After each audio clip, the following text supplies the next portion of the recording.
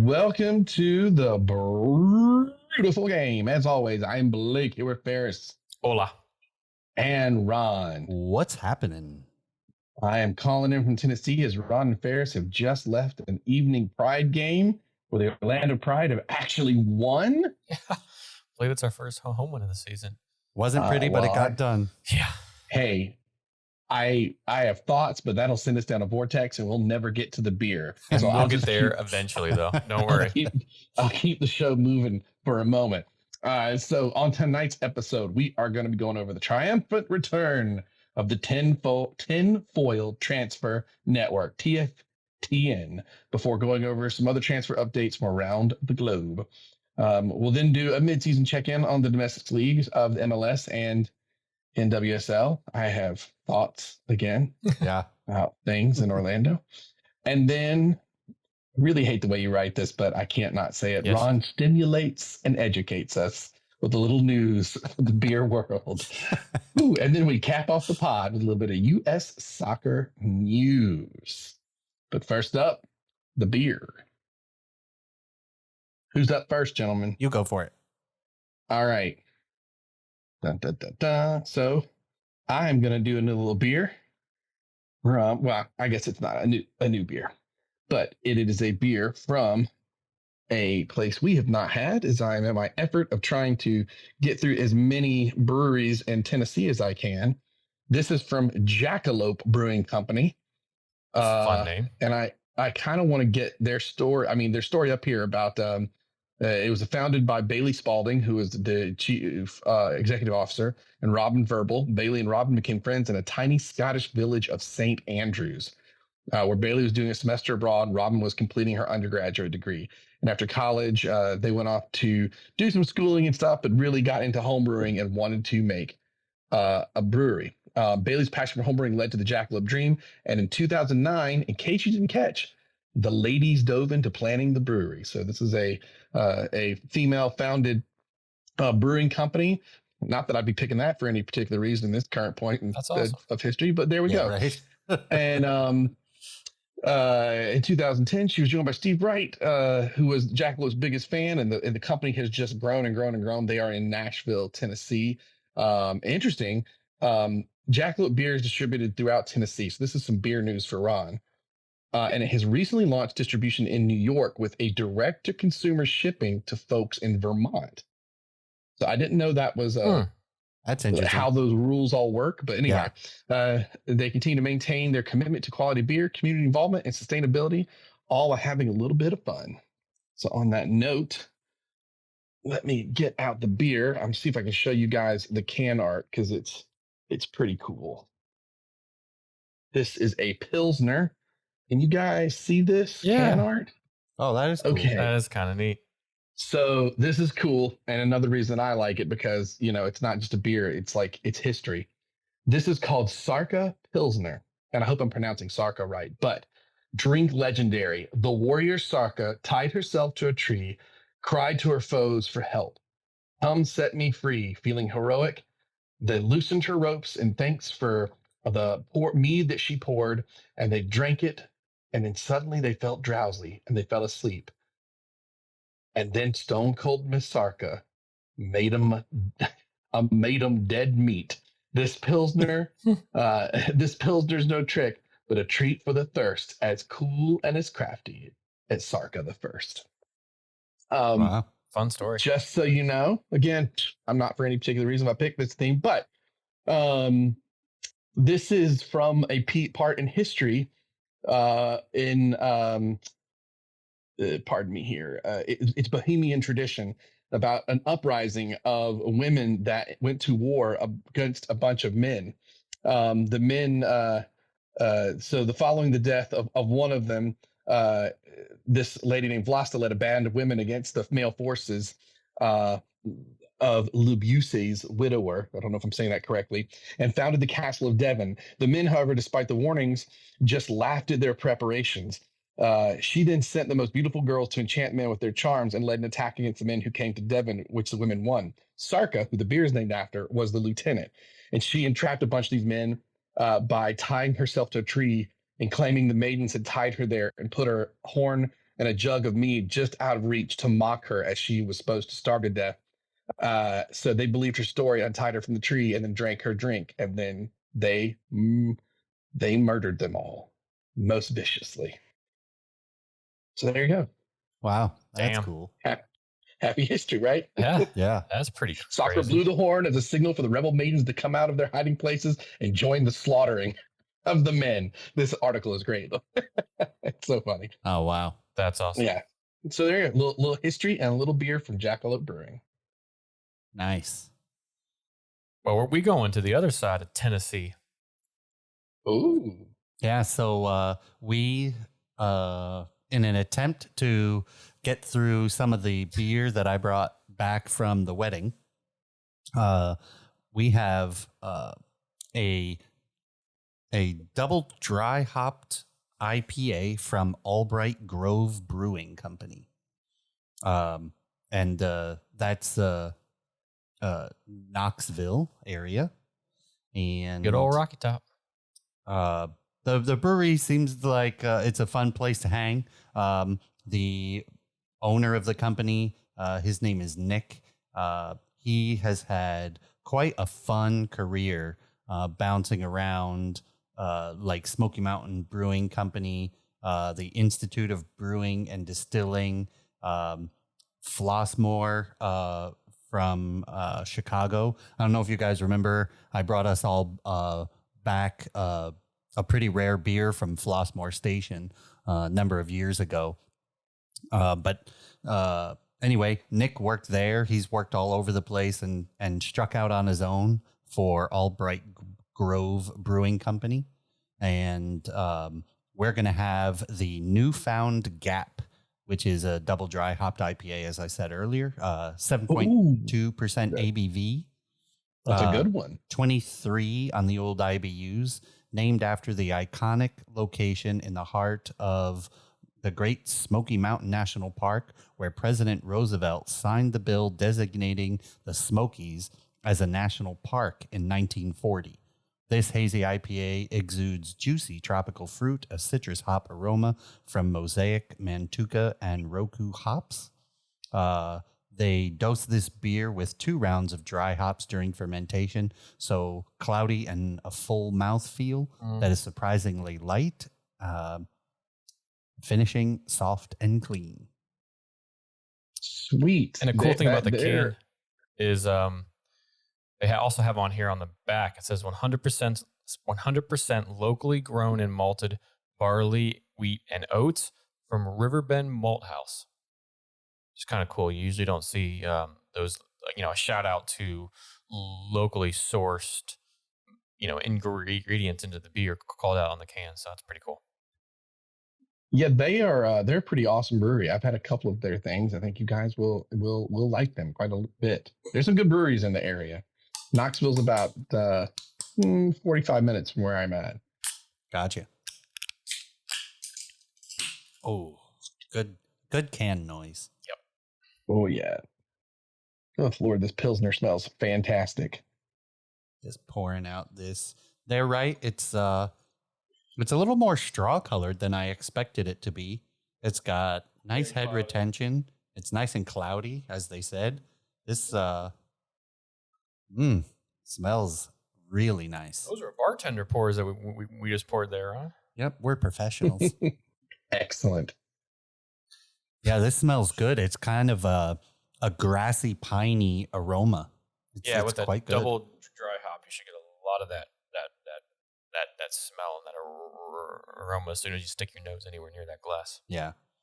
This Pilsner has an old school smell to it, kind of like a Kolsch, as opposed to like a more funky grass smelling Pilsner. But it smells good. Let's give it a All right, whirl, gentlemen. gents. Cheers, boys. Cheers.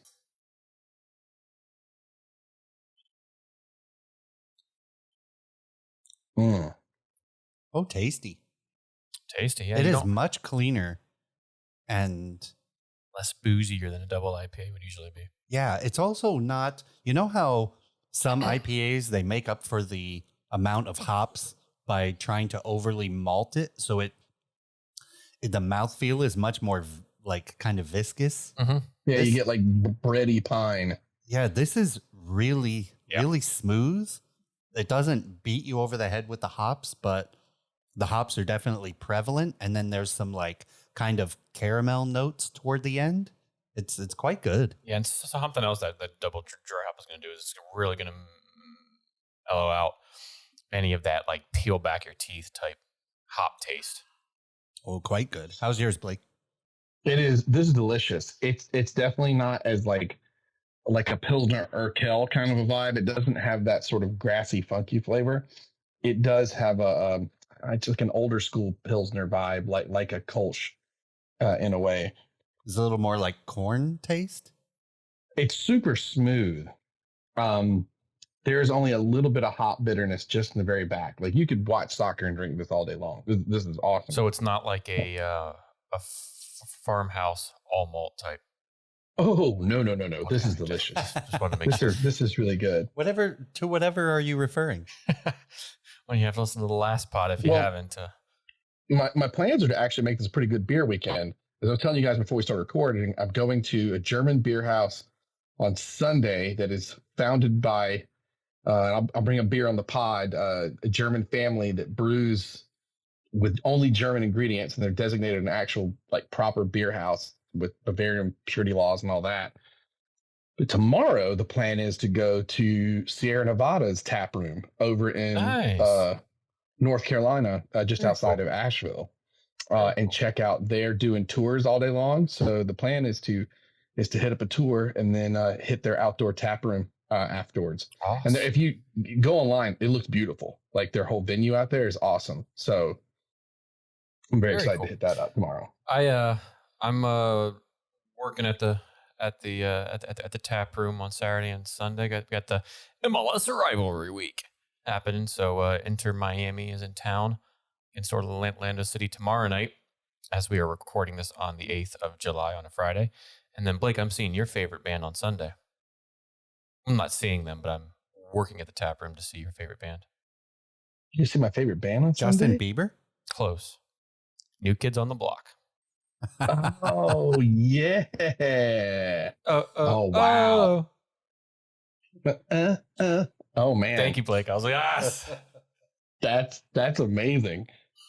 So we'll be pouring lagers and seltzers all day long, probably.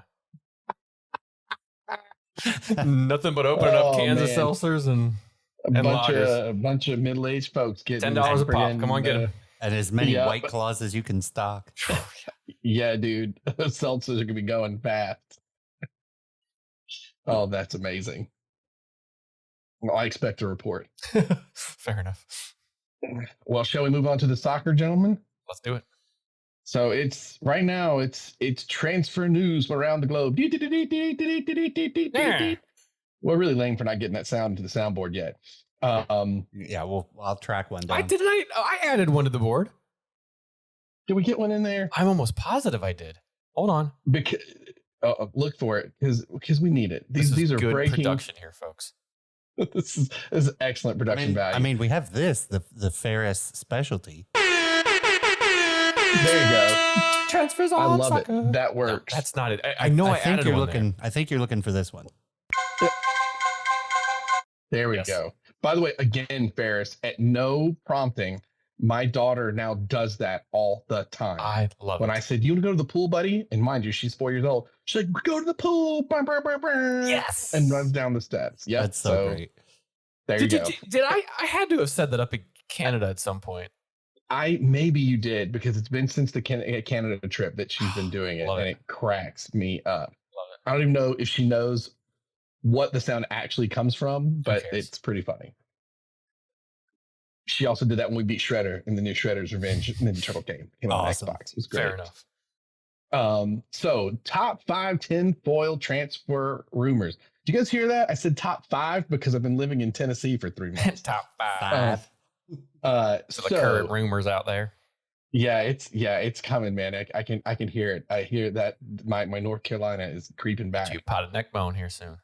Oh yeah, it's on like Don Kong and a pot of neck bone. Tenfold transfer time. We got top 5. Here we go, y'all. Cristiano Ronaldo. Gross. Love it. Love it. Or you have to read every single one in that voice. Oh man, that'll be the new breaking news voice. It's not the old 20s dude. No. That's going to be that. So Cristiano Ronaldo, could he be on his way to Stamford Bridge? I don't think so. CR7 will not be traveling with United at first on their preseason campaign, as he has granted extended leave for quote unquote personal reasons, or since this is about English soccer, inverted commas, personal reasons. You know what? He looked What do you hella think? good in the new kit, though.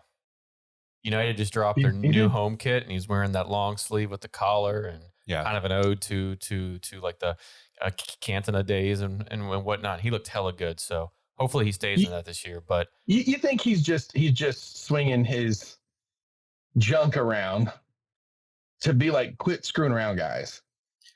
Like, is he causing some stirs to be like, you know? Hard to say. Here's the problem that I have with it. I would have had zero problem if Cristiano Ronaldo came out as soon as it was known, or May 1st, as soon as this, or whenever the season officially ended, and said, I want out. You cannot blame him for wanting to play Champions League ball, which is what he has played for the past several years, holds a lot of the goal scoring, appearance, records, so on and so forth. So you can't blame him for that. The problem I have with it is, why now? Why are you now trying to push your weight and trying to force a move out? If reports are true and that is the intention, why now? Why? You're not giving the club any time to replace you. And one of the interesting things is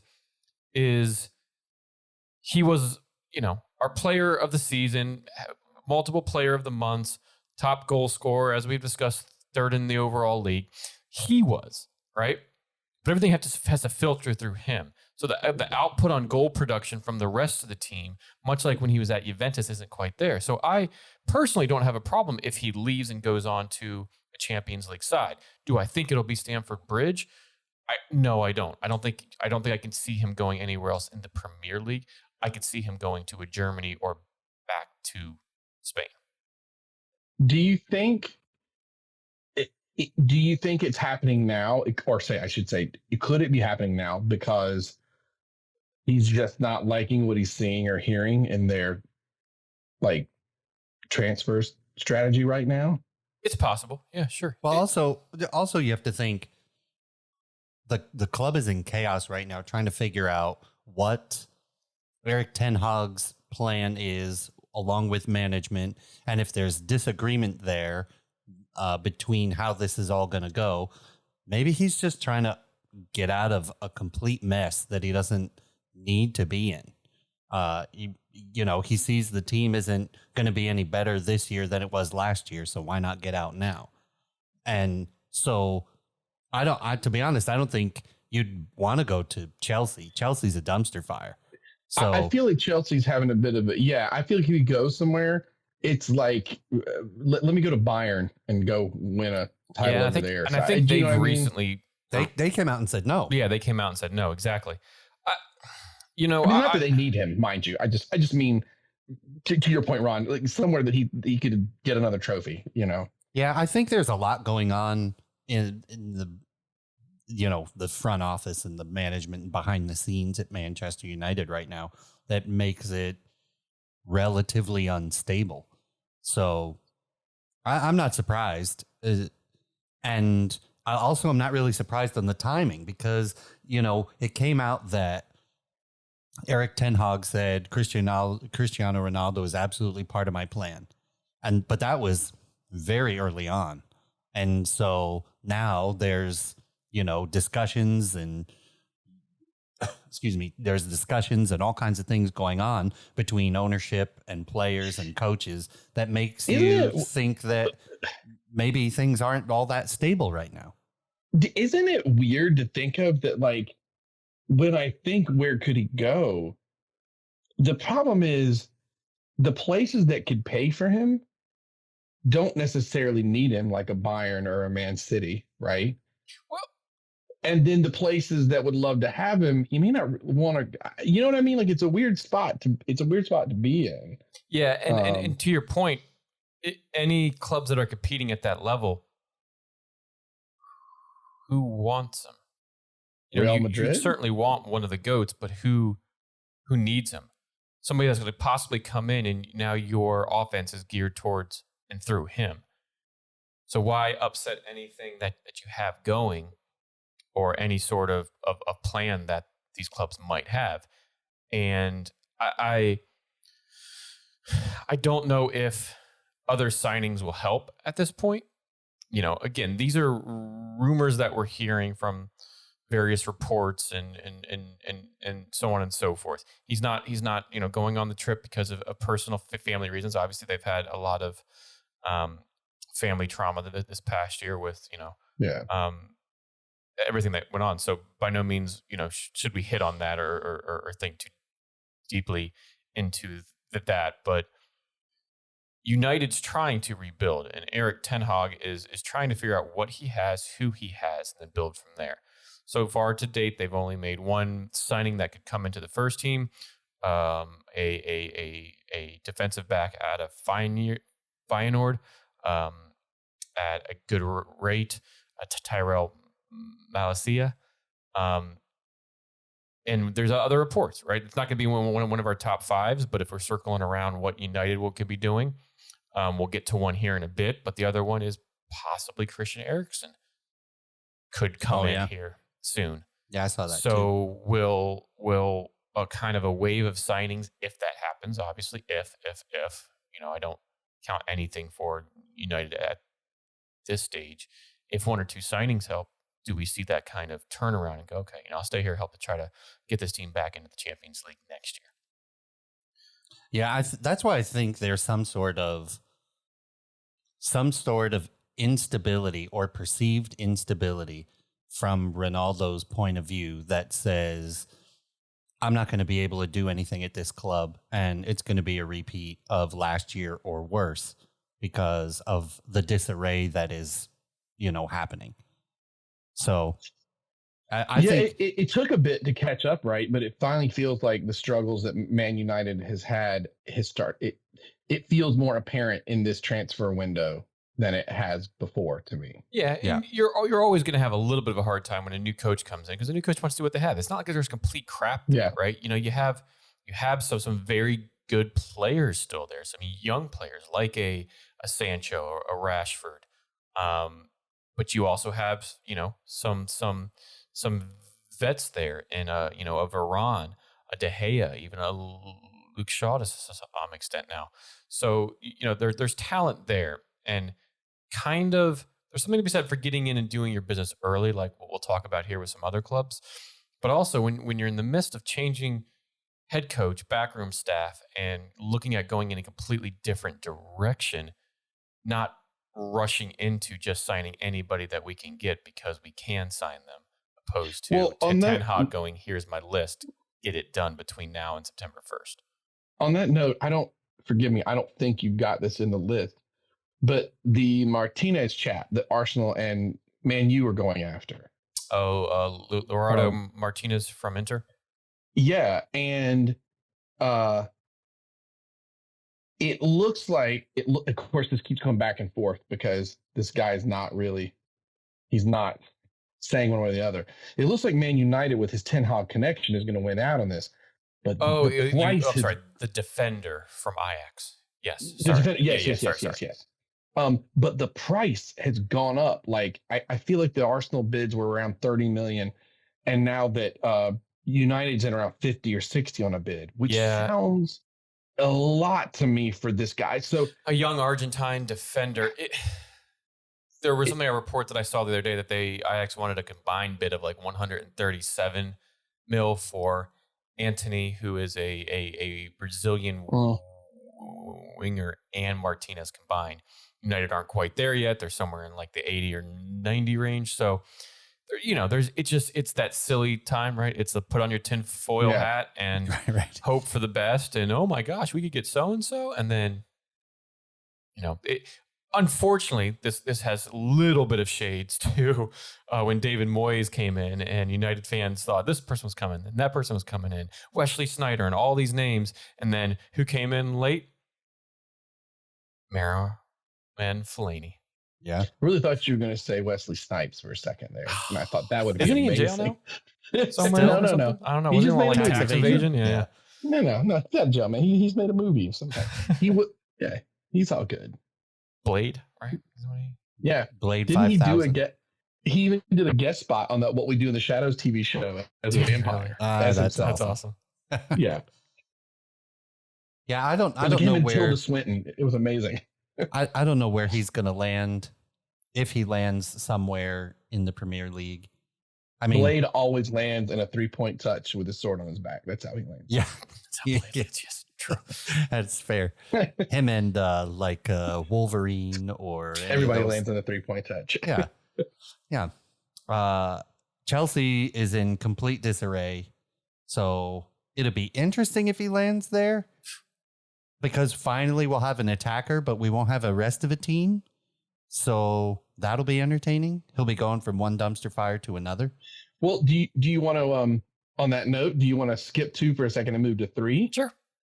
So Frankie de Jong to United, but now Chelsea could swoop in. Is the headline there? So reports yesterday said that Chelsea have renewed their interest in the Barcelona midfielder in hopes of swooping in to snag the much talked about Man United target. So that's an interesting situation. I could see Wonder that happening. what he thinks and where he wants to go. As much as I would love him at United, I absolutely see him going to Chelsea. Champions League football, you're playing for a more proven manager, and you would slot into that midfield fairly quickly. So I could see that happening. I think in all honesty, the biggest holes we have at Chelsea are not on the field, right? I think with the new ownership taking over, Petr Cech is out. Marina, I can never pronounce her last name, Olovskaya, something like that. Essentially the most powerful transfer woman in British soccer. She really did a lot for getting Chelsea the players that they had in the past, 15 or so years. So she leaves a big hole in the club. And then also our sporting director, he's gone. So currently our new owner, Todd Bowley, is all of those things. Yeah, that's And- rough. I mean, it's rough because you've got clubs like, I don't know how much more they're going to do, but you've got Tottenham who may not have been able to snag folks like that, but with how they're playing in Conte there, they could be appealing to people who would have gone to a Man United or Chelsea. Yeah. So I think in all honesty, Manchester United and Chelsea are not that different in this transfer window. I think we all have front office problems and we have problems on the field that need to be resolved. Well, it's tough, right? You both have great histories, but if you're a player, especially depending upon age, at what time do you want to give to clubs that are rebuilding like that? It's hard Right. to sign people that way. Well, there's one thing that United aren't doing: trying to sign Raheem Sterling. Wait. Oh, that's right. Yeah, Chelsea That- is. That is yes, Apparently, that makes sense. personal terms have been agreed, but I don't Yeah. think And an he's supposed- official transfer has gone through. He's supposed to be going for a medical. Christian Pulisic allegedly is going to Juventus. And we've lost Rudiger, Christensen. Yeah, we'll go over all that. Oh, sorry. Yeah. But we're losing. Danny Drinkwater, most importantly. And he came out in the press and blasted everybody. Who did? saying Danny Drinkwater. Really? Saying what a rough time he has had being at the quote Yeah. first team in Chelsea. And it's not a good. Oh, interesting. It's not a good I didn't report. see that. Ooh, Yeah. Can't wait to hear a little bit more about that. So it's going to be tough because, players talk, right? Mhm. They all Mhm. sit and discuss things. The owner of our team is going to talk with agents to try and, Yeah, make these deals I think because Bowley just landed in Spain not too long ago. yeah, he talked with Ronaldo and De Jong's. Yes, right? thank you. Hit their agent, and so he's out. As the phrase goes, peddling the flesh, trying to figure out who we're going to be able to sign to fill. Shake that can everywhere you can. Yeah.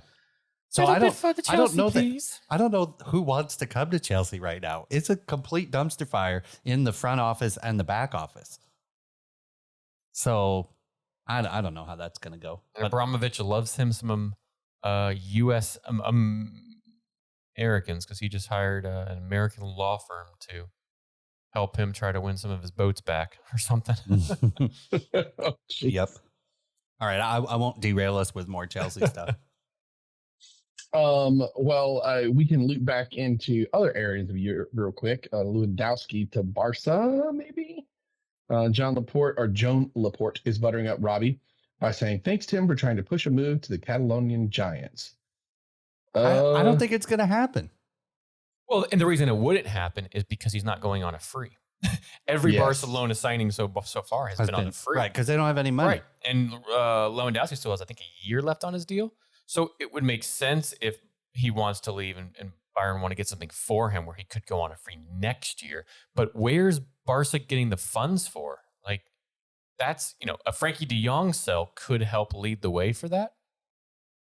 If somebody's willing to pay their evaluation and nobody's seemingly paying that evaluation of De Jong. Well, I was going to say the whole thing to United with it and Chelsea for De Jong, like that was all the conversation. And now it's like nothing. It's just crickets in that whole situation. So I'm not even really sure what's happening there anymore. Yeah, I just don't. Still currently in the stats of teams that are operating at a deficit, Barcelona is still the top in the whole world. Still. So to sign top players like Lewandowski, who arguably should have won the Ballon d'Or, how are you going to pay him? I just don't. Oh God! I just thought of the worst. Say what? I just thought of the worst possible timeline to be in, or one of the worst, would be if Lewandowski left and they did bring in Cristiano Ronaldo and he won the Ballon d'Or at Bayern. That would be, you shut your mouth. That would not be good. That's terrible. I hate that he's playing for Bayern, but yeah, that's terrible. Yeah. But you could, to Ron's point, how are they paying? Like they've gotten, what is it, Frank Kessie and Anders Christensen today. Yep. Christensen today from Chelsea, which were both on a freeze. So they're going to pay wages, which they can recuperate throughout the season and continue to pay and bankroll and yada, yada, yada. That's how businesses stay afloat and so on and so forth. But when you have to pay a 50, 60, 40 million pound evaluation or euro evaluation of Lewandowski, he's not going to be up there in the crazy 100 million and all of that. He's up there in age. Yes, he could have won the Ballon d'Or. He's one of the best strikers in the world, but you're going to tack off another 25 to 35 mil just based on the age and the time that you would have him at the club. So I don't think Barca, unless they keep doing free transfers and they offload De Jong in a timely manner, can really get this done. I mean, you would think that like it's even worth keeping him around to let him go as a free for the next year because off jersey sales alone, they'll make more than enough money. I don't know. I don't know that jersey sales are going to make up for this one person's salary, which is roughly 40.8 million euros. Yeah. Jersey sales only make up a portion of the salary for like your, Ronaldo's, Messi's, so on and so forth.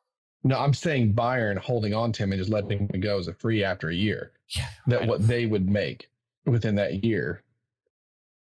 I know, but are they going to make up enough to be? I mean, they have to at least break even if they're going to do that. And jersey sales aren't going to make it break even. Who's going to pay that? Well, it's not only who's going to pay for him, who wants him. Right. And right now, Barca is the only one that wants him, so that price can stay where it's at, if not go up higher. Which means he ain't going anywhere because Barca doesn't have money. So the official word as of this morning, from Sports Illustrated, is that Barca has made an official offer, and that offer is worth 33.8 million plus extras of 4.2 million euros in add-ons. And we'll throw in some winter schnitzel and build you a Polliner house, a beer house right here in Barcelona. So that's one of my favorite videos from World Cup stuff was when like they would go to the pubs in Germany, beer house, and there's Lewandowski chilling with the chefs in the back and stuff. And he's got to have one of those. I think it's Polliner. I think that's the one for Bayern. It's gonna be rough. I don't. Yeah. Barca just seem to be putting themselves back into the hole they've been trying to get out of. Not wrong. Nope.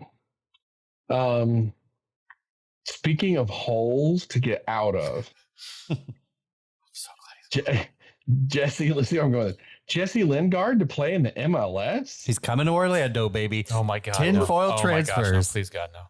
Reports earlier in the week suggested now free agent for Man United was on a plane to the U.S. to entertain possible offers from MLS clubs who have been unnamed. How old is Jesse Lingard? I think he's 29 now. Ron, you might want Is to he? fact God, he check feels me like on he's that. younger He looks to me. younger. And apparently, only thing that Jesse knows in the States is Los Angeles and Miami. He just knows the fashion towns. Let's just go to wherever the fashion is. Well, I mean, that's all where of them. he's Yeah, gonna go. Right? No one's- but that's no one's specifically Jay Lynn's hashtag handle.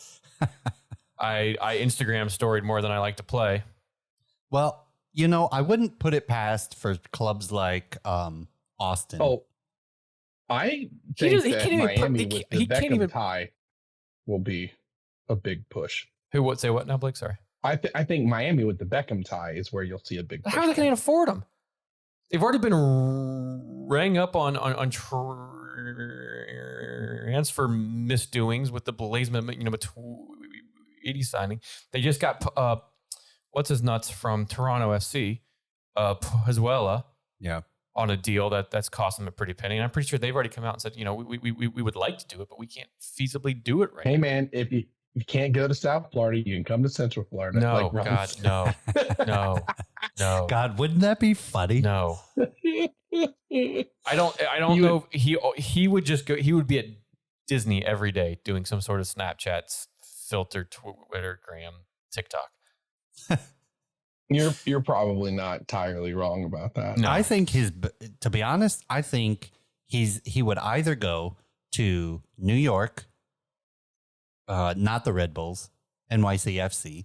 He would go to Austin because of the Matthew McConaughey. You can't even point Austin out on a It map. doesn't matter. He just knows he gets to hang out with Matthew McConaughey. All right, Jesse. Jay Lings, and then baby. he's just doing Instagram stories, getting high all the time. That's what's happening. You want to play some pool and go and buy Lincoln? It's Matthew McConaughey, Jesse Lingard, and Willie Nelson blazing up over in Texas. I just that'd think be amazing. I think I'd hang out with that group. I think there's possibility for him in the MLS. Oh, he just wants a payday like some of the people that we're going to name that have gone to the MLS. And somebody like Insigne, who went on a free transfer, is being paid like $15 million a year, which is 4 times what any other player. Like, he just wants a payday, and that's you can't blame him for that. But he's not gonna play. He will play in the MLS. Absolutely will. No. Sure. No. What I'm saying is like Pirlo, right? They want to bring in an older star in Pirlo. Pirlo was putting it all out there every match. It's debatable. Man, that dude. Frank Lampard put more out there than Pirlo did when he played for NYCFC. If you want to talk about somebody that has come over here and maybe played, he would have to put out like a Javinko or Robbie Keane. What do you mean? He was with the team for a year and never touched the pitch. Who? Don't you remember that? The way he came in, but then stayed at Man City for a bit. What? It's when they first, because it was like they were his big signing, but the Man City didn't want to let him go. You mean yeah, for Lampard. Yeah, for Lampard. I mean, just didn't touch the pitch a whole lot, so I was going with that too. Oh, yeah, it's true. Yeah, it's confusing. Who are you talking about? But I mean, why wouldn't I don't know. If I were David Moyes at West Ham, I'd be pitching for Lingard huge. That's who is it? Speaking of Frank Lampard, it's Everton and West Ham that are the suitors for the Premier League. And I don't know why you wouldn't want to stay anyway. Losing strikers. Why wouldn't they go out? Yeah, exactly. Yeah, he did very well under Moyes and West Ham. So why not go back to a very big, promising club who's playing in Europe still and try to help them the way you did 2 years ago? The only thing I think he comes to the MLS for is more ego-based than anything. In fashion. Right? Because LA Instagram, baby. Well, so here's the thing. I don't think he goes to LAFC. JLA Lings. JLAIG, baby. Hashtag. Hashtag blessed. Oh, gross. I almost spit my beer out. I mean, I don't think he's going to LAFC because even if he was coming over, LAFC has like 4 full teams of starters sitting on their bench. Go to LA Galaxy then. Right? So him and Ibrahimovic can comes back, can hang. Chicharito had a whole United union there. Yeah, there you go. Well, yeah. I think I would be shocked if some of the clubs that don't really need a striker in the Premier League don't snatch him up. But hey, striker, though. He's a center attacking midfielder. He's not a a goal scorer is what I meant to say. Should have said, yeah. But boom. Ferris, you got to read number 5 because I always mess that. Bernadeschi. Thank you. Is slated to join. Peters, one of my favorite musical theater performers ever. That joke is for a very small sliver of Harlan. Bernadeschi Peters. That's an extremely small sliver. Yeah. Okay, moving on. Bernadeschi is slated to join up with another Italian international in Toronto? ? Strong tinfoil reports are that the Juventus free agent could be joining up with his Italian teammate north of the border. Bob Bradley's just building himself a straight up an Italian team with Insigne going there. They just signed an Italian defender today, a center back out of Genoa, I think it was Genoa. If they bring Bernadeschi in, you got Italian wingers on both sides of the field there. So good old Bob up in Toronto, maybe building a little Italian team there. Yeah, really kind of sneaky under the radar signings. And I think it's smart because Toronto has the midfield to distribute the ball to the wings. And if you can get it out to those guys, I mean, Bernadeschi can put a cross on a dime, especially early crosses. So that's going to be really interesting to see how that kind of unfolds for them. And it's interesting, right? Because they had Giovinco several years back, and apparently Toronto has a very vibrant and very strong Italian community. So Bob might just be tapping into the local area there and knowing that he can get fans on his side and he can sell shirts and build something with, Insigne, as we said, with possibly Bernadeschi. And then the defender they signed today was Domenico Cristico, has joined them, another former Italian international on an 18-month loan. So he's on a one of those great TAM contracts. Well, and the targeted allocation monies. Yeah, which is opposed to the non-targeted, the guided targeted, right, with the back end targeted. With your allocation non-designated player versus the designated cap money. The GAM, the TAM, the BAM. The TAM, the GAM, the CCAM. Yeah. Well, either way, he's doing something good. He's got to get them out of the basement of the Eastern Conference. Right now, they're in like 12th with 18 games played and a minus 10 goal differential. Yeah. He needs all the help he can. And not wrong. I think this is going to help significantly. All right, gents, shall we move on to looking at some of the top signings? Where do you want to go to here? Just cover the most newsworthy so far in case you haven't been following any of the interwebs on the signings that have taken place thus far, but are probably some of the biggest in their respective leagues. I mean, really, there's 3 on here that stand out the most, right? Holland to Man City from Borussia Dortmund. For only 66 mil too. And this is in U.S. dollars, which, by the way, I love you put it in U.S. dollars. But yeah, I mean, that's the big one.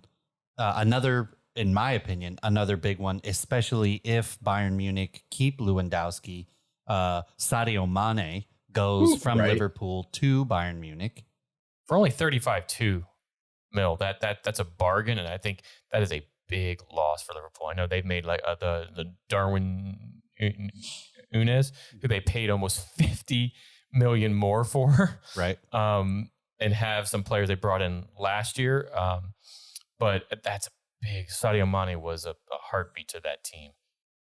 Very, very interesting. That it's gonna be an all new Liverpool from an attacking standpoint. I mean, Salah just extended for a bit, and you still got Jota there. And then what was the other? Diaz.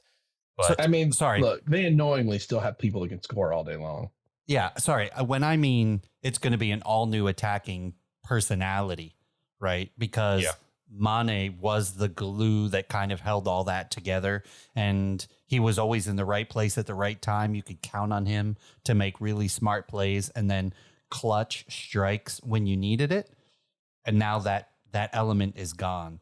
So Núñez is going to have to figure out how he fits into it as Ferris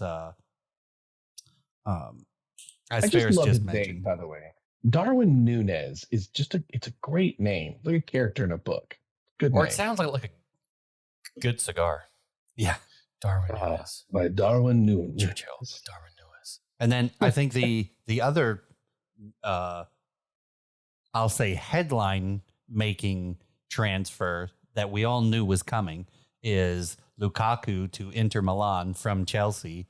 For nothing. I mean, it's a loan fee of $8.8 million. No, that's $8.80. You wrote that down wrong. No, you're not wrong. We paid $97 million for that guy. Wait, did I do this on the last pod? That quote about the Lukaku money?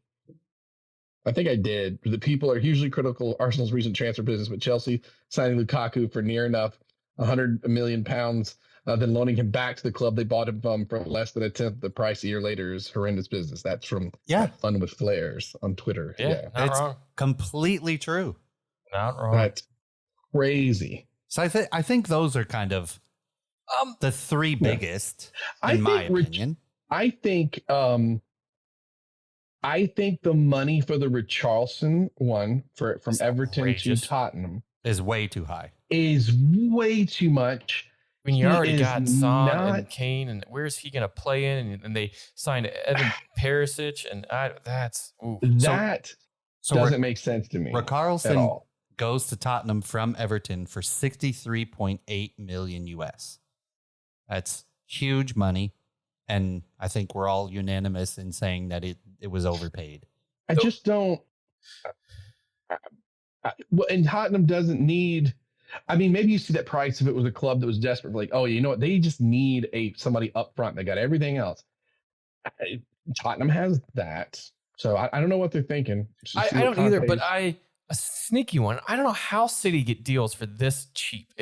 It's mind-boggling to me. But Calvin Phillips, England international center defensive mid, an area of need that City was in need of, with Fernandinho kind of on the latter half of his years in the game.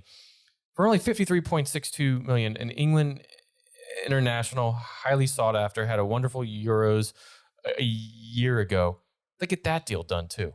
So Holland and Calvin Phillips, two areas of need that they needed, and they got it done for less than 120 so mil. That's it's also crazy. because the Manchester City dynasty that we are in the midst of, people want to go and play there because they want to be a part of that. So they're willing to take a little bit of a pay cut if they're going to be guaranteed but not to them, be from other clubs though. The other clubs are selling them for this much. I mean, the only one to really get to them was Villa last year with Jack Grealish. Yeah, but think about Leeds. Leeds could really use that money, so they're not going to jeopardize. Yeah, and crank. That's true. The amount of money. Do a lot. They can do a lot with those funds. Well, and speaking of Leeds, smart. and they have kind of to an extent. I mean, one was done well before this, but Brendan Aronson, a U.S. men's international, joins up with U.S. international Jesse March, who helped keep Leeds up this year for $36.1 million from RB Salzburg. So a very young American center attacking mid that has a promising career and has played very well, and somebody that Marsh knows well. And nothing's official yet, but Rafinha looks like he's going to be Chelsea. Yeah. Right. Who knows? He wants that thing has been crazy. Hasn't said no to Chelsea or Arsenal, but has said he only wants to do Barca, but hasn't given official no to either.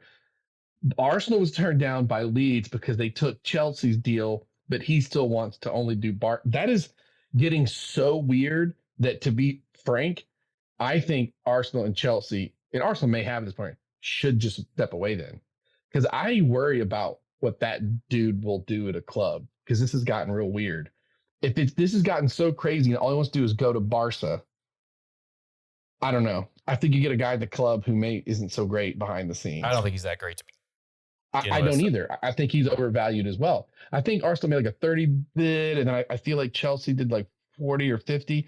And it's, ours went as high as 60. Jeez. But I don't think he's worth it. I think the thing he has to be careful of is he keeps saying that I want to keep negotiating at Barca, and Chelsea and or Arsenal are also viable options. But you're going to eventually burn Chelsea and Arsenal out. And then if Barca can't afford it and they end up dumping on the deal, he's going to find himself with a lack of somewhere to play because he's burned all of his choices. Yeah, I agree. So it could be really tricky for him if he's not careful. For another, I'm just not liking the way that, and I don't want to say him. It could be his agent. It could be. To be fair. Well, all the reports say that he's telling his agent that he really wants to play at Barcelona. So, and the agent's like, I was ready to make money from Chelsea. Damn it! Right. Exactly. Another sneaky one sticking with Leeds and the American contingent, Tyler Adams, for 18.770 mil from RB Leipzig to Leeds, and kind of fills that Calvin Phillips center defensive mid role. And I think that's it's March is going all in with the guys that he knows, and it's a very promising young legs of the U.S. And if it's successful, they will forever be loved in Leeds. If it's not, they will forever be hated in Leeds. Oh, yeah. Exactly. He's either going to be a hero or a zero. Exactly. Yeah, there's no in between. Yeah, so far, he's a hero, but you start offloading some folks and bringing in your own folks. I was moving my mic and just absolutely jack that bad boy up. But microphone malfunction. You're on a high with the fans there by keeping Leeds in the top flight. But if you you're going, all right, well, now I'm going to sell some people that have been here and some club favorites, and bring in those that I know and work with, and will possibly make fun of their accents. If that fails. Yep. So, some other interesting ones. Arsenal favorite Lacazette goes to Olympic Lyon on a free. How do we feel about that one, Blake? Oh, that's a good one. I mean, he wanted to go back there. He wanted to finish out there. Let him go. I think People still think highly of him because underrated at Arsenal, though, in my opinion. Yeah, he played well this last year, being a not a big scorer, but like making a lot of things happen. So let him go play where he wants to play. Who did you bring in, Blake? I'm curious to hear your thoughts. We brought in Gabriel Jesus, which it's a preseason game, but he scored within his first 90 seconds of hitting the pitch today. For $57.48 million. Yeah. Yeah, he's Holland scored, for 66. Gabriel Jesus for only 9 less. Yeah.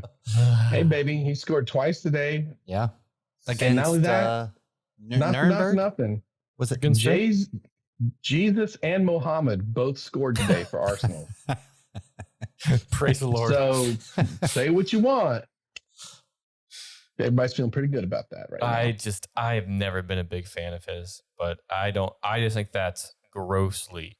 City took y'all for fools, but I just don't know how City does business as well as they do with again, Holland at 66 and Gabriel Jesus at 57. One's 22 years old and a man-child, and the other's a old man Brazilian that will turn it on once every 15 games. Like, what's Jesus' age right now? 29 and a half times 30. We needed a third Gabriel on the team for one thing. Right. Yeah, I don't know. I mean, he has I'm assuming a rapport with Arteta from when Arteta coached at Man City. That's so the only we'll thing see you what can happens. think, but that's just so highly. That's a high evaluation. I mean, I don't. Ron, do you got his age? So closest to without going over. Because 25. Blake? 27. He's 25 years old. He's 25, yeah. That sounds about, that's about right. I said 29. I don't think he's that old. No, I just made that up. But. I really thought he was older than that. Oh, well, he's been in the league for a while. Remember, didn't he sign with City when he was like 18 or something? So Probably. he was young. He's been in the league forever, but I don't know if they got him for. We'd have to go back and look and see how much they bought him for then. But I don't think it was anywhere near that 57. I mean, I could be wrong, but interesting signing. There were a few other Arsenal signings, and Arteta seems to be doing his business fairly early. Has spent about 100 mil so far on various players between who's the midfielder? Oh, Vieira or somebody? Yeah. Have you had his name on here? Vieira? Have you got his name? No, I don't have it. It's on the link, but I'm actually surprised Kroenke has opened up the wallet so much. Well, he won the Super Bowl. And he won the Stanley Cup, which I hate to mention. Yeah. That's right. But and American goaltender Matt Turner went there for about 7 mil, and I believe that other midfielder Marquinhos from Sao Paulo, was for what 40-ish mil, somewhere in that range. Yeah, and then Fabio Vieira from Porto for 34. Yeah. But you guys did sell Guendouzi officially to Marseille. For 12.1 million. He was a handful of players that just stayed at wherever their loan was, such as a Philip Coutinho, who was on loan at Barca but is now staying at Villa. I got a feeling a loan is all they're going to get for Pepe. Chiesa was part of that over in Italy, from Fiorentina to Juventus. There was He Chang Wang from RB Leipzig to Wolves for 18.3 million. Matty Target from Villa to Newcastle. Those were all players that were there on loan last year at the clubs, but now have moved there on permanent transfers. Let me get to the MLS. Craziness. You're not wrong. Crazy signing so far. Hector Herrera on a free from Atletico Madrid to Dynamo. As we've stated, Lorenzo Insigne from on a free from Napoli to Toronto. Jorginho Chiellini on a free from Juventus to LAFC and is currently on the bench in El Tráfico as we speak. It's tied 1-1 in the 63rd minute. And then, boys, do you know who else is in attendance but not playing or not on the bench tonight for LAFC? The Welsh wonder. Welsh name. That's right. We Gareth believe that he is on a Bale. secret reconnaissance spy mission to sabotage the U.S. hopes of the first game of the World Cup against Wales. I don't think he's actually here to play. He's a double agent or triple agent. He's or a something. double agent. He's a Welsh double agent. Yeah. Yeah. Like Gareth Bale. Oh, sitting in Los Angeles right now, watching the LAFC versus LA Galaxy. And why not? There's tons of golf courses there. He loves him some golf. Of course. So I he is mean, the you've golf just courses retired everywhere. this guy right out. 100%. 100%. I mean, listen, he still has quality, and he's a very big name coming over fairly young, all things considered. So we're gonna see. I mean, LAFC as we get into here in a bit are top of the table in the West and top of the entire table as they lead the supporter shield. So, adding a veteran quality defender like Chiellini and a veteran at this point of his career, but still extremely very talented, Gareth Bale, who basically sat out all of last year for Madrid, not necessarily from his doing, but various things going on at the club and so on and so forth. But not bad. And the MLS is just, can have Jesse Lingard next. Well, Liz, hey, baby. on that note, I think you segue us right over. You want to just pick up with the MLS? Why not? Jesse here, Lingard to Orlando City. Tinfoil transfer No. rumor. You know where he could be going to? No, Jesse Lingard. Can you tell me where Philadelphia is on a map? Go. Or Nashville. Yeah, right. Good luck. Minnesota. Hey, do you know what Skyline Chili is in Cincinnati? Yeah, everybody hates it. Oh, I love Except it. they It's live- coming here into it's- Orlando. oh, I it's cannot wait. gross. Cannot wait. Anyways, Oh, are you serious? yes, I cannot wait. I am so excited. Hopefully it goes next to the White Castle. It's terrible. Be a shit fest over there just all day long. Love it. All right. Sorry about that. MLS Eastern Conference, Philadelphia Union are top of the Eastern Conference table on, I believe, 29 points is the most updated points as they won tonight 7-0 against DC United. Aren't they on 33 You said points? Philadelphia? They would be 33 points Yep. then. You are correct. My bad. I did not scroll over all the way. So 33 points top of the Eastern Conference table. But a 7-0 win and a plus 16 over in the Eastern Conference. So they are off to a very, very good start. Right behind them, New York Red Bulls are on 32 points and have played the same amount of games up to this point. And New York Red Bulls have been quietly good.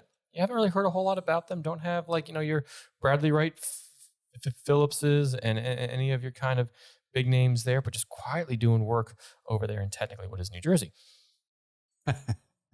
CF Montreal kind of cooled off slightly as of late, but a game behind those top two clubs, and they are on 29 points, and they are currently sitting in third.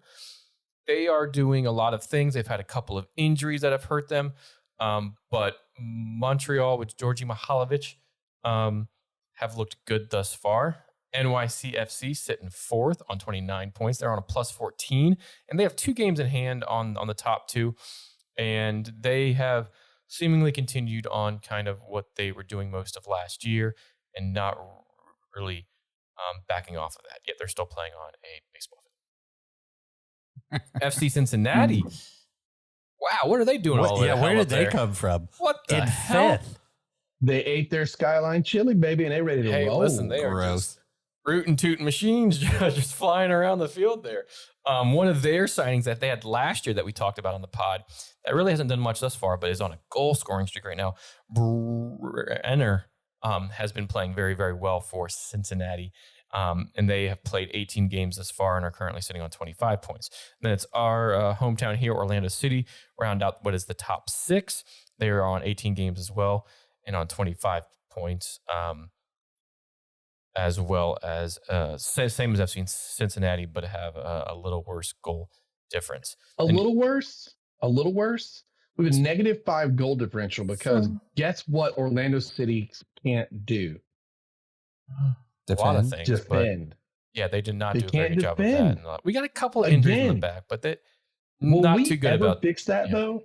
That has just been from almost the get-go. Always has. That has been our identity. Yep. But we're still there, still hanging around. And, as we get into these, the summer months and the dead of summer, just try to pick up points as much as you can. To be tied on 25 points with 3 teams and still in the top 6, you got to just try and stay there as best as you can. Pick up points. What we want to see is that loss column go more to draws, right? Just pick up points and have that weighed more on the wins and draws opposed to the loss column. You go, that's stupid. Win that's at obvious. home. Win at home is a very easy way to do that. On the road, get draws. Right. But to have that similar win and loss and then the draws being low doesn't help anything. Yeah. Just getting points, especially as I said in the dead of summer in the MLS, is huge. In 7th, the New England Revolution on 25 points. Just hanging around just there with a coach like Bruce Arians. You expect them to be in and around the hunt and make the playoffs in a few months' time. Charlotte FC is an 8th on 23 points. Team just really trying to find their identity, but playing well, have put up some good results so far this year, and have been backed by the crowd there in Charlotte. And still love their crest. Yep, love great that crest, great jerseys. Who knows if they just kind of sticking around there, and we'll see what the summer months have to offer for them. Might find themselves in a playoff spot. Yeah, they're just a few hours from me. I'm actually thinking of trying to go catch a match out there. Yeah, I think them and Nashville actually. I think Phil and I are going to go see them in August when they play Orlando City in Charlotte. Oh, stay in touch. Maybe make something happen. Absolutely. Inter Milan are in 9th. They will be in Orlando tomorrow, and they are a few games behind with only 17 games played. They are on 22 points. Still, it's Inter. They're up and down. They're there. They're kind of whatever. Columbus Crew in 10th on 22 points, also on 17 points. So they're both tied. Crew better than they were last year. Not quite as good as they have been. But hold on, Ferris. Like they're one win away from being 6th. Yep. Very, very true. 5th. Things could change really quick. You're not wrong. So not wrong. Anytime Dom Dwyer is scoring for you, you're going to be just outside of the top 10, and that's what Atlanta United are currently at on 11th. Mug. Ouch. 20 games played, 17. They get 1 win. All right, they're up to 8th. Whoop-de-doo. Atlanta United's going through a little bit of I might say a rebuild. They're not near that, but they've lost so many pieces over the past few years and have brought in semi-pieces to fill certain roles, and they're just not picking up wins as consistently as they have in past seasons. We've kind of already talked about Toronto FC sitting there in 12th, but with a lot of that Italian talent coming in, let's see what the second half of the year brings, and kind of expect them, especially with a coach like Bob Bradley, to shoot up the table. Sorry, LAFC just scored 2 goals in the span of 3 minutes to be 2-1 up over LA Galaxy. Sorry. That looks like, DC United are in 13th, Chicago Fire in 14th, Chicago Fire are dumpster fire. LAFC, as Ron just said, are winning 3-1 in the El graphic code Derby, and they are atop of the entire main MLS table, but also obviously the Western Conference on 36 points. This result holds, they will move up to 39 points, playing 19 games. So they played a few more games than everyone else, but it looks like they will certainly pull that up. Jesse Lingard's Austin FC. All right. 34 points, not far behind. And what a job Austin FC have been doing there. Just, I don't want to say quietly, but consistently playing very, very well and enough to stay up there. And you kind of expect them to peter off a little bit here in summer, especially in Austin, where it gets quite warm and on the road and the travel and whatnot. But hopefully, we'll see if this early kind of head start that they've had holds and they make it into what would be their first playoffs this year. They're just trying to they're just trying to win so that Matthew McConaughey will come out and bang the drum again. Absolutely. Who doesn't want to see that? Real Salt Lake up there in third. This is a team that's had a quiet year, but a good year so far. Only kind of straight across the line, 8 wins, 5 draws, 5 losses, but a 0 goal difference. So they're just hanging. LA Galaxy and FC Dallas both on. LA Galaxy, FC Dallas, and Nashville SC all on 27 points currently in that order. Consistent, good. Not overly good. Some goal scorers doing okay. We'll see where they kind of end up come the end of the year. I expect Nashville SC to jump both of those teams.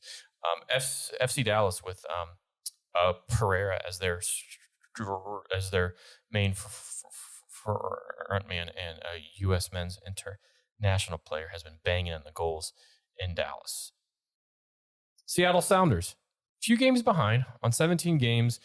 Fully expect them to make the playoffs as always. They're sitting on 26 points in 7th. And the Cascadia Derby is this weekend against Portland. Always a good match, always a good rivalry game. Seattle's been playing and obviously have won the CONCACAF Champions League this year, so they've been kind of pre-distracted because they played that before the MLS season and then throughout the beginning of the MLS season. So now that the league is their main focus, you should see them kind of move up the table a little bit more. Minnesota FC and Vancouver Whitecaps are 8th and 9th on 24 points apiece. They're just there. Not a whole lot to really kind of go into with either of them. Portland struggling a bit. You lose what was the spine of your team in Diego Valeri in the offseason. You're always going to fall down the notch a bit because he was just pure class in the league for such a long time, and not having him not only on the field but in the locker room as well has hit them, and you can tell that as they're in 10th. Houston Dynamo with Hector Herrera, who has yet to make an appearance for them, hopefully soon, are in 11th on 21 points. My Colorado Rapids, not having quite the year they were last year. Nope. They're down there in 12th on 19 points. And then San Jose Earthquakes, 18 points in 13th. And then a team that you're not used to being all the way down there. Oh, yeah. This is a kind of a surprise. And it's been bumpy. It's been rocky in Kansas City. Sporting KC all the way down at the bottom of the Western Conference on 16 points with 19 games played. That's tied for the most in the entire league. And they're hemorrhaging goals. Oh, hemorrhaging. Absolutely. Minus 17 goal difference. Ugh. 4 wins, 4 draws, and 11 losses. Say what? Bring out the relegation. Yeah, they would be going down this year. I mean, when you're down there with Chicago Fire, it's not a good place. But that's kind of your update in the midseason of what is the MLS. This brings us around to NWSL, which is not as happy a situation for Orlandonians. it's really good if you're anywhere out on the California coastline for the most part. San Diego Wave with the backing of Alex Morgan's to the top of the NWSL table on 21 points. She's crushing it right now. Absolutely. So can we just talk about how she is now a string of Orlando players who have left to do far better outside of Orlando? Oh, yeah. 100%. Something is wrong in Orlando. There's a lot of things wrong in Orlando. We'll get to that here in a second. Chicago Red Stars on 19 points are in second. Portland Thorns in third on 17 points. OL Reign with Tobin Heath recently signing for them in fourth on 16 points. Houston Dynamo, who we saw tonight, up there in fifth, a much better team than I think what we saw tonight, but they have a couple of internationals currently playing over in Europe and then for the U.S., so they're quietly doing good.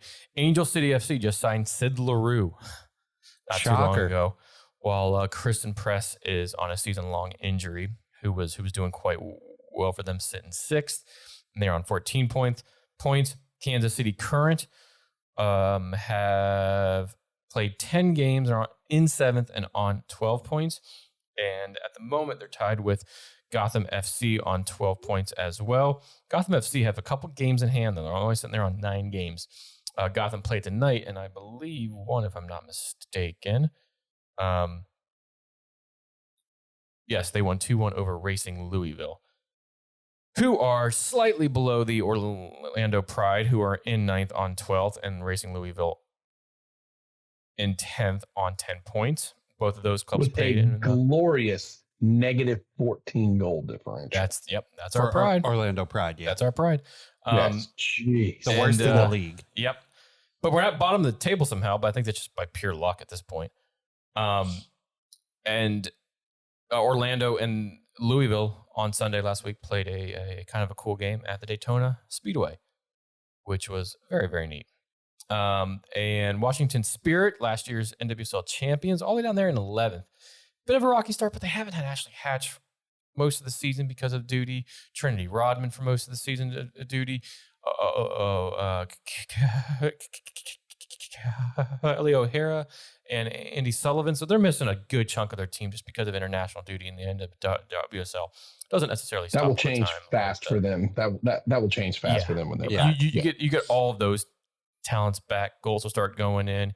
Keeping goals out of the back of the net will start going in. They also have 6 draws, right? So they're not like they have an abundance of losses. 6 draws, 1 win. They get those goal scoring back, playing more consistently. They'll be just fine. And then kind of the same with North Carolina Courage. They've only played 8 games though, and they are all the way down there in 12th on 7 points. Lots of drama in the NWSL. I mean, just here in Orlando, you got 2 coaches on admin leave, 2 on personal leave. You've given away all of your veteran talent in Morgan, LaRue, Allie Riley. You've also given away any of your youth. Scored.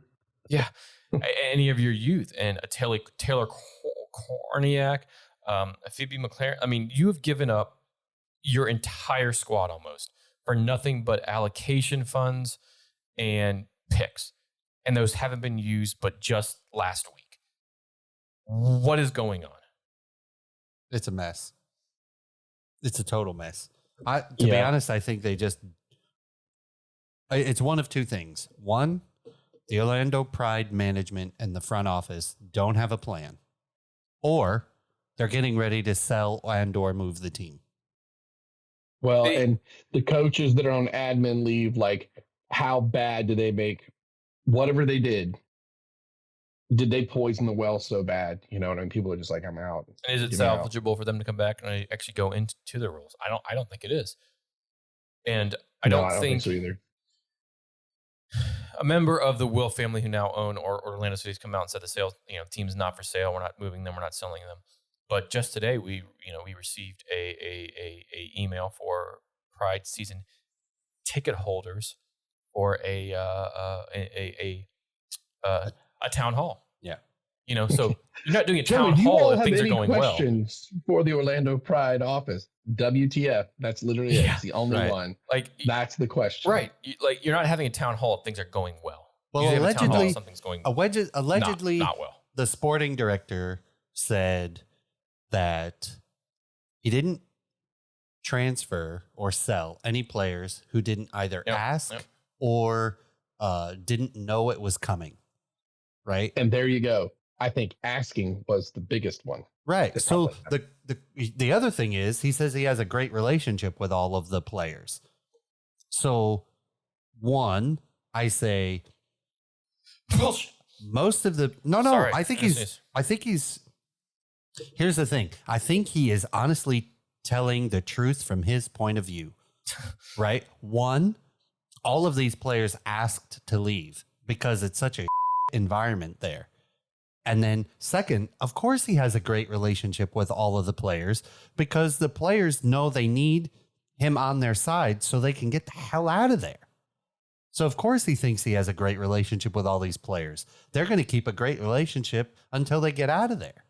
Well, and give it a little time and we're going to start hearing exactly what happened. I think you're right. And to come out with some sort of plan on what you're doing or what you're trying to build a club, you got to define to some terms, right? Whether it's what the 76ers had, not Arsenal, in the process, on how that was defined and through what things that they were doing and a core that they were trying to build.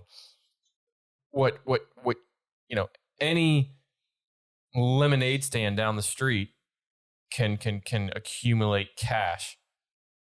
It's what are you going to do with that? Are you going to buy more stuff to make your lemonade stand better?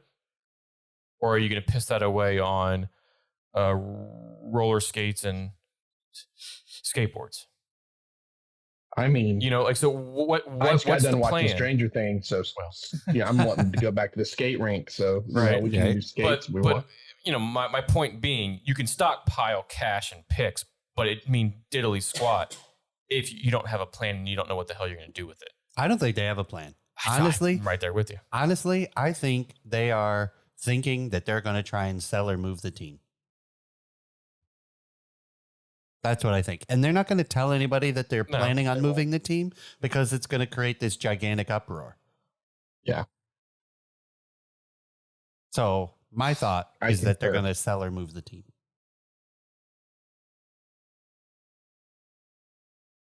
I think we'll find out sooner than later, to be honest. Here's hoping. I know we've been running for a bit, so shall we push on to the beer news? Sure can. All right, so some... make us happy, Ron. What's that? I said, make us happy, Ron. Give us something. All right, so this will make you happy. Would you guys go to a beer-themed theme park? Think you already know the answers. We probably all go work for one. Yep. So, an 136-acre beer-themed park could be going in Napa, California. Napa, of all places? Isn't that wine country? Yep. So that's smart, actually. That's really smart. That's there's nothing else there but wine. I mean, there's no beer competition in Napa. Yeah, true. Right? Very true. Yeah, but you got drinky snobs. So there you go. The New Belgium Voodoo Ranger IPA theme park is slated. This is awesome. It's slated to have a beer barrel roller coaster and a 130,000-gallon IPA wave pool. Shut your mouth. What? Yep. Are they going to be owned by Uber Eats? Are they? There's supposed to be concert stages, all kinds of other crazy venues. This is, however, much to the torment and objection of residents and local government officials. This theme park, still in the planning stages, the local government says that this won't work and must be a publicity stunt, as no permits have been applied for yet. But New Belgium doesn't agree. They say that they're going to push forward with a beer theme park, and they're going to acquire a liquor license so that they can have this beer theme park in Napa. Protesters, as you would imagine, are out in force in the Napa Valley, worried about environmental and traffic impacts as well as public safety. But Voodoo Ranger had this to tweet as recently as last week. The buzzkills of wine country, spelled WHINE, want to stop our IPA action park. Help us make it happen. Like and share to save the park. So get out there. If you're interested in this, get out there on their Voodoo Ranger IPA Twitter account and give them some love, because this would be hysterical. That's funny. I love it, and I want the movie made about it. Right? The documentary, not the movie. Yeah, Fair enough. The documentary, like 2 years after, showing all the frustration of Napa I just wine hope there's people. tons of scandals. Oh, you know it's going to be Love a good scandal in a documentary. people paying other people off. Oh, yeah. Another interesting thing of note, California Beer Week kicks off Ooh, July 15th through the 24th. got some good breweries out there. So here's an interesting thing for us. The entire USA has right around 9,000 craft breweries in the whole country. How many do you think California has? Ferris? sorry. 7,232. Whoa, that was specific. Uh, Say that again. 7,232. Wow. What was the initial question? I apologize. The entire nation of the U.S. has just about 9,000 craft breweries in the entire country. How many does California have? 4,324 J-Lings. You're both wrong. It's around 1,100. Just in I California. really thought it was going to be some crazy amount. Yeah. Not a lot. So I mean, that's still like, 1/9 of it. So I mean, that's pretty big.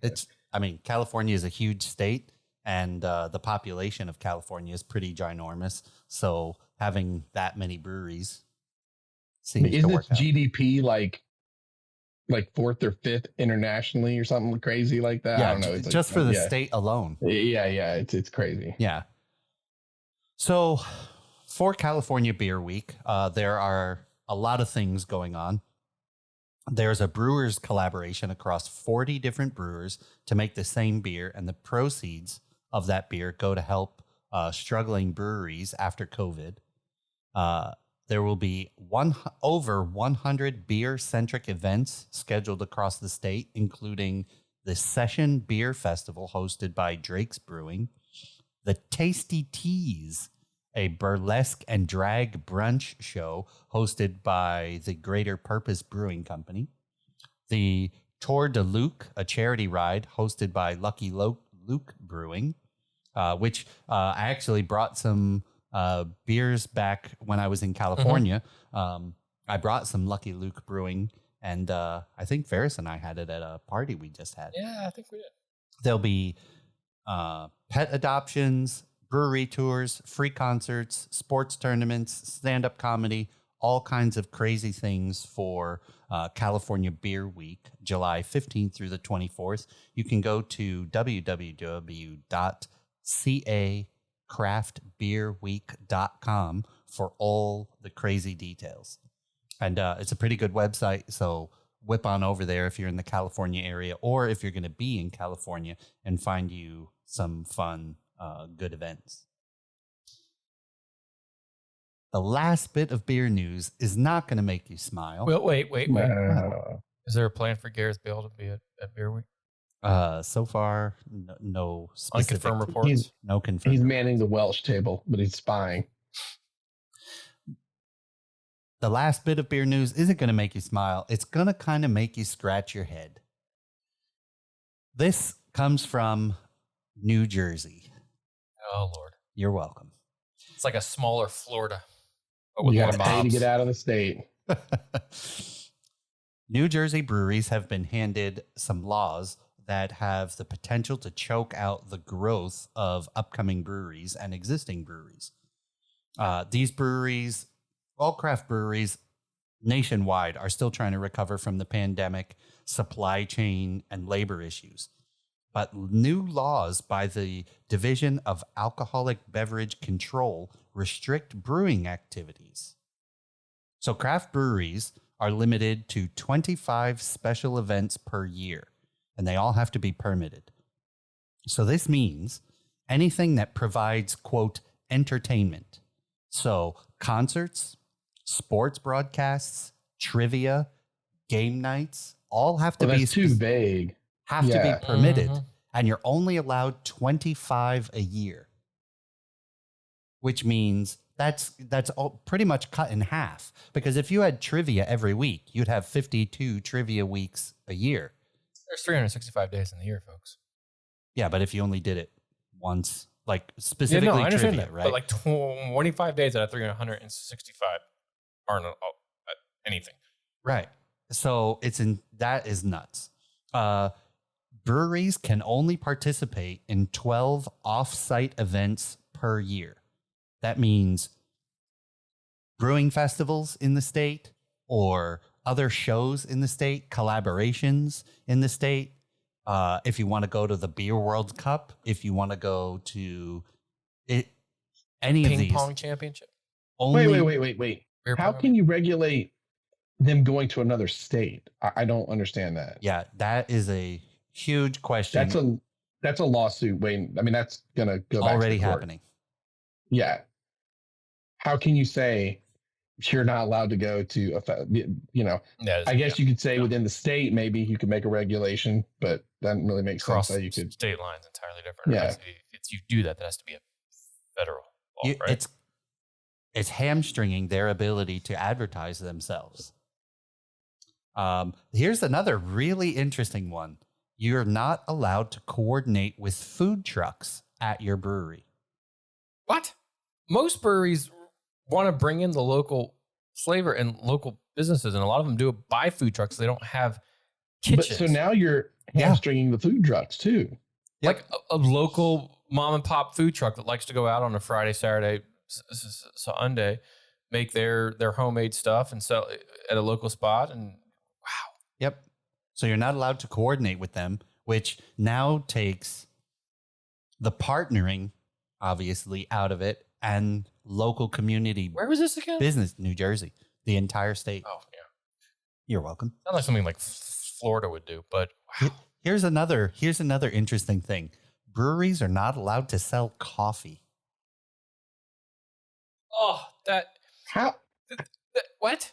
It just, all right, in the brewery that I am a paid employee, we have wonderful craft coffee that we do, and we do a nitro in a can, and it sells okay, but like, you know who that's for? Also, that's for your DDs.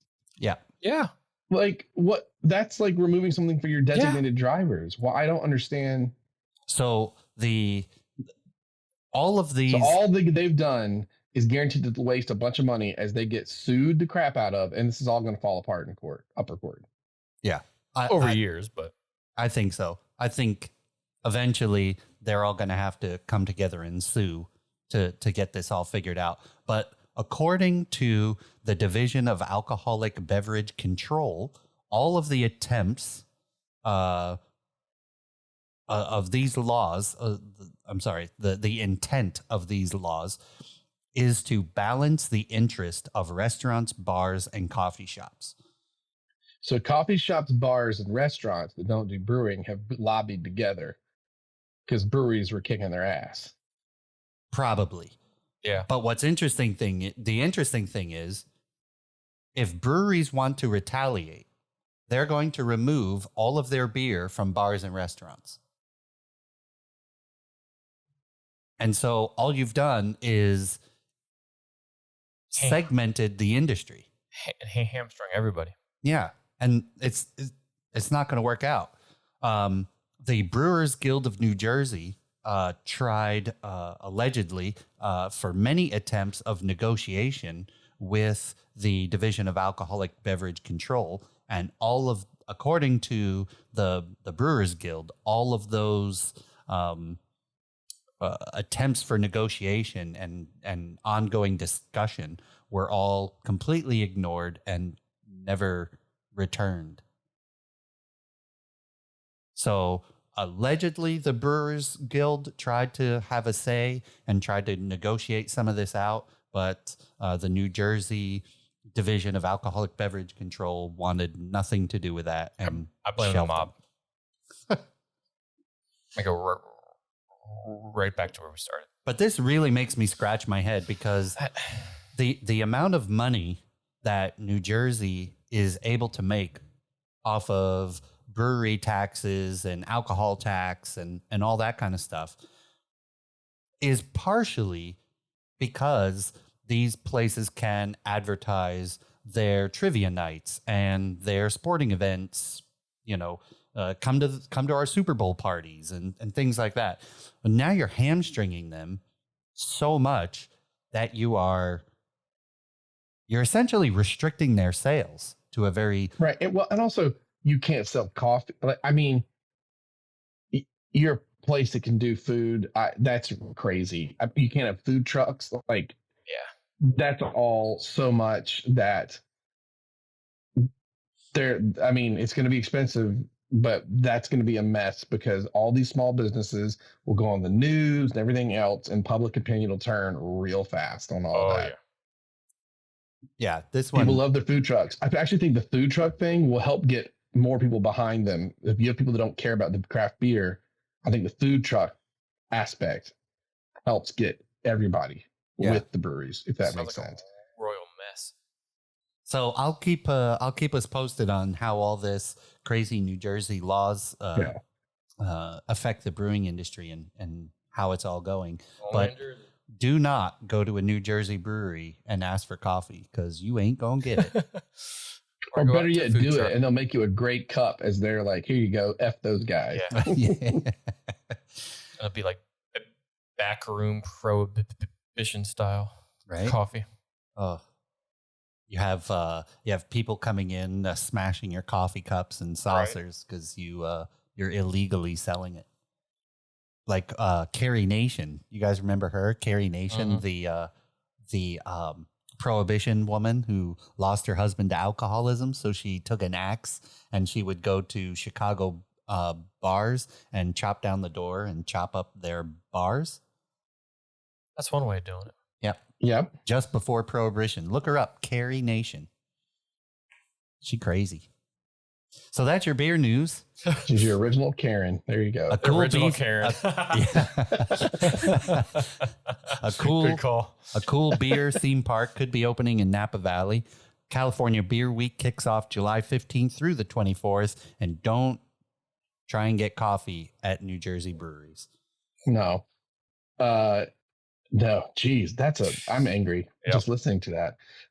So Ferris, going to wrap us up here. We'll do it real quick. For our two national teams, the men and women, both have good news. Yeah, the day before 4th of July, the U.S. men's under-20 team won their third straight CONCACAF under-20 championship, and they did. I mean, man, they killed it. A score line of 31-2 and an aggregate score from them. So 31 goals for and 2 goals against, pretty darn good.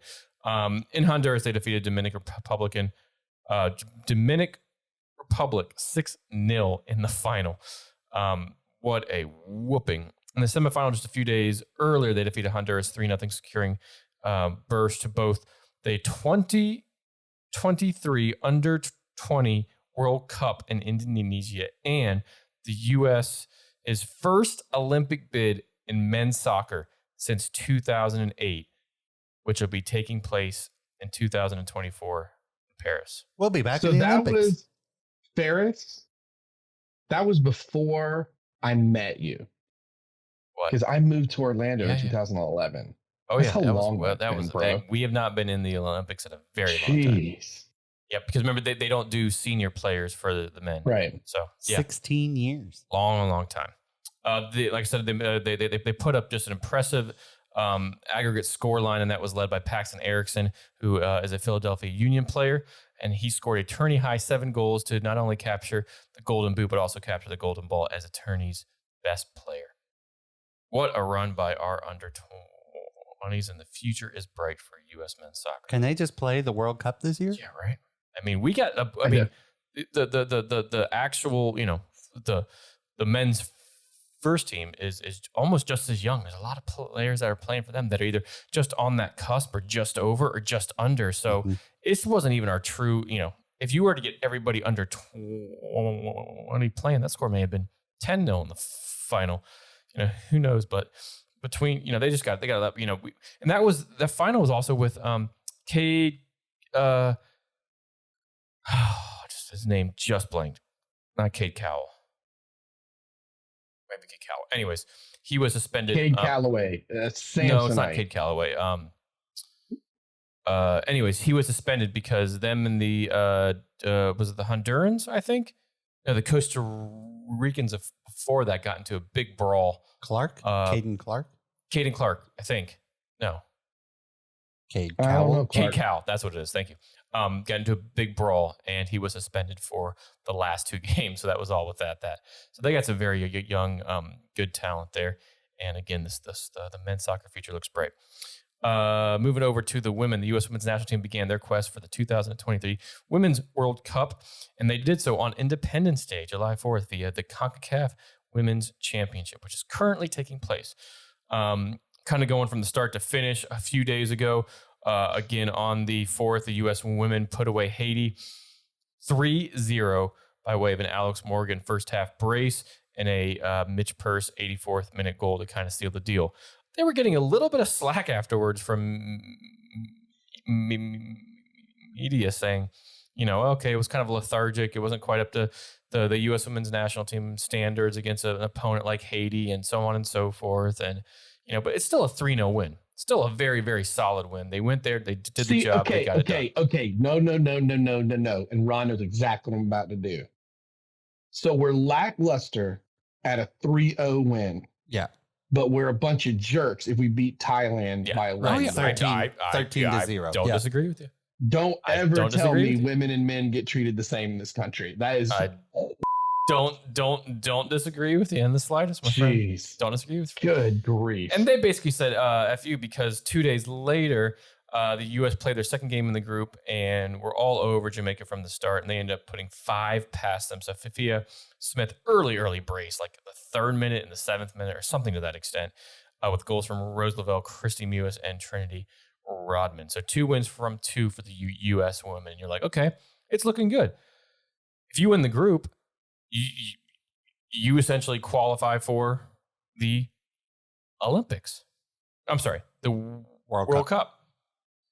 But that night, last night, at 10 o'clock, Haiti and Mexico played. And Haiti defeated Mexico 3-0, which means, gentlemen, the U.S. women's national team have qualified already for the 2023 Women's World Cup. Awesome. Boom. And they play Mexico on Monday to finish out the group stages. And they are the favorites to win the tournament. And if they win the tournament, they get a automatic qualifier into the Olympics. Love all of these things. So the U.S. that's women, a good one to end the pod. Oh yeah, they're playing well. A lot of new faces on there. They play on Monday, July 7th at 10 o'clock against Mexico. Perfect. Love it. End on a high note. So should we go back through our beers real quick? Yeah, go for it. For this pod, before we wrap up, I had the Sakura Pilsner from Jackalope Brewing in Nashville, Tennessee. And then you guys also had a Tennessee beer. Yep. We had the Newfound Gap from Albright Grove Brewing Company. Double dry hopped IPA. Out of Knoxville, Tennessee. Good old Rocky Top. Woo! Rocky Top, Tennessee. The house I'm going to go look at Sunday is in Knoxville, actually. Nice. Cool, man. There you go. All right. So follow us on the brewtifulgame.com, on the Twitters, on the Instagrams. Make sure Untapped is like the best because we put up all the beers and everything on our little beer trips. And if I go beering out this weekend, as I'm planning to, I'll make sure to get some stuff up on the Untapped. As always, drop us a review or however you listen to podcasts, Apple Podcasts, what have you. Get a screen grab out to us. We'll get something fun to you, a koozie or something out in the mail. Is that it, gentlemen? I think that's it. All right. I have but one question for you two. Oh, God. Here we go. Why couldn't the green pepper practice archery?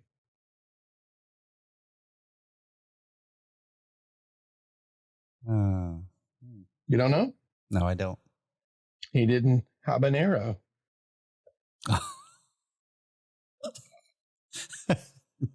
That's pretty good. Good night, ladies and gentlemen. There we go. On that one, love the beer, cherish the game. The Brewtiful Game. That's a spicy one.